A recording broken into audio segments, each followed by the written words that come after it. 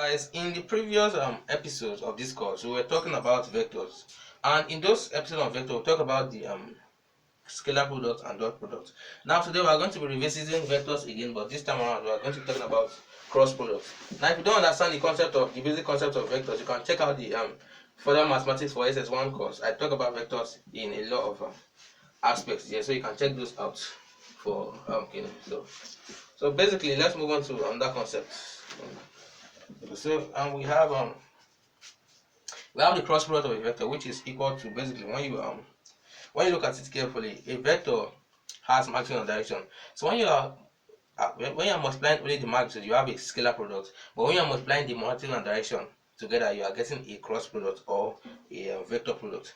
Now, basically, there's the formula for calculating the vector product is equal to, when you want to get the vector product, that will be equal to a times b times a equals so here we have b times a equals b, the magnitude of b, multiplying the magnitude of a, then multiplying sine minus theta times I, sine minus theta and I.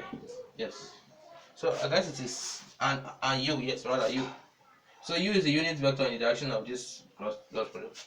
In the case of scalar products, we did not take the unit vector into account, but in this case we are taking it into account. So but in the case of a times b, it will be a b sine theta u. So the reason why I put this one first is for you to understand the difference.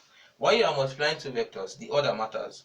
So the vector product of two vectors depends on the direction. So when you are measuring an angle from a positive side, it gives you positive angles. Then relatively to the reversing the direction, it gives you a negative value that is relative to the direction of the original direction. So let's solve an example. Now, when you are doing cross products, you will need to know the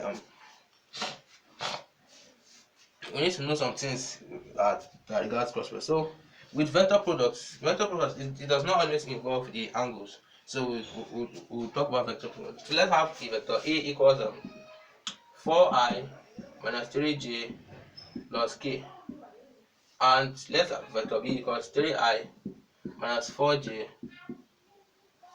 Now, these vectors, we are looking for the cross product of these vectors. All you need to do is you set up a matrix, and this matrix will contain the different components of I, j, and k.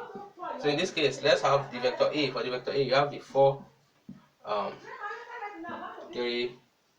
minus 3 and 1. Then for the b, you have 3 minus 4. And then for the k, b does not have a k component, so put 0 for that.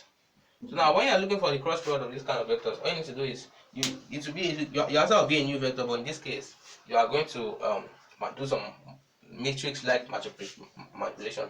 So in this case, we have I. So multiplying this by this cofactor, that is or let's call it the determinant of this submatrix. So we have it as minus 3 times 0, that's 0, minus 4 times 1, that's plus 4. Then we have j. So by nature it is minus j. 4 times 0, that's 0, minus 3 times 2, that's minus 3. Then we have k. 4 times minus 4, that's minus 16.